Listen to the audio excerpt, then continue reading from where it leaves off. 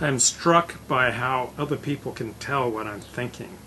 I'm struck by just how people can just pick up clues subliminally.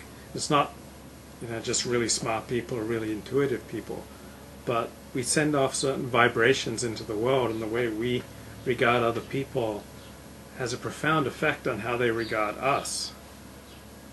And I'm kind of struck and a little frightened by that, because often I have really negative views of other people, and then I encounter people who are people and like to meet people and are outgoing and tend to judge other people favorably, and I look at them and I think, why can't I be more like that? So I've been listening to this series of lectures by Igor Ledachovsky on lifelong success, and he makes these points about relationships, that over the long course, lifespan of relationships, people will treat you the way that you've trained them to treat you. When you first meet someone, you're kind of testing each other out constantly to see what they will accept and what they won't accept.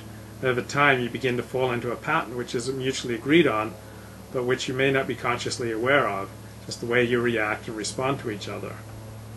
And I've often wondered why certain people abuse me. It's never occurred to me until recently that I've trained them to treat me like that. And other times I've wondered, why do I abuse certain people? And we've just developed that sort of synchronicity. Like, I've had these loving, faithful girlfriends who've let me treat them badly. And some of them said they were okay with me sleeping around on them, even though they didn't like it. And I didn't act on it, but it's like, whoa. Often these were women who had fathers who were philanderers. So some women who have fathers who are philanderers will tell a guy, look, if you cheat once, that's it. I will not be with a philanderer like my father. And other girls say, well, my dad was a philanderer, and that's kind of how guys are. So over the course of my life, I basically treated people according to the rules they've set with me. Those who've let me abuse them, I've abused them. Not physically, I've never hit anyone, but just treat them casually. Like, I've had certain girlfriends who I felt completely comfortable, passing gas in front of them. I'd send off this wave of gas attacks if I felt like it until the air became foul.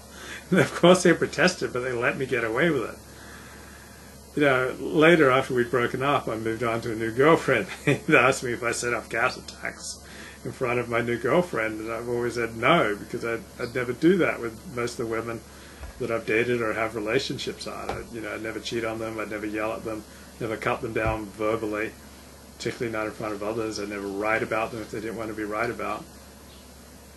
And yet, I had this one very sweet girlfriend, very loving, faithful, generous, and she didn't happen to do much of the driving, and I'd often find myself yelling at her for her driving, and she'd respond by agreeing with me, thinking that would calm me down, but it just led me to yell at her more, and the worse the driving got, the more I yelled at her, until we almost had several accidents. So I think she's the only girlfriend I've had who I've yelled at. I guess I yelled at her because she'd respond by placating me, which just led me to treat her worse. I guess I didn't like it that she let me get away with yelling at her. I didn't like myself for yelling at her, wish she had set limits with me. On the other hand, I had a girlfriend who would always set limits with me. Whenever I'd start to say something that was a little bit not nice, she'd say, don't be a boob. That was a signal to me to straighten up, and I always did. So people respect it when you set limits with them and don't let them treat you badly, because people don't want to, a lot of times people don't want to treat you badly, but that's just what's developed. That's just what's become easy and natural. And so you've got to set limits on people for their own good. Like, I had this one girlfriend, and she said, you're always so afraid to set a boundary with me. But when you do, I'm just a meek little lamb. And so I guess it was a sign of my own weakness that I didn't set more limits and boundaries on her. She wanted that because she had a lot of self-destructive tendencies, and she wanted a man who would be strong enough to protect her from herself. And I was not that man. I've had bosses who started out very straightforward with me, and then they became more abusive over time, calling me names, yelling at me, paying me late.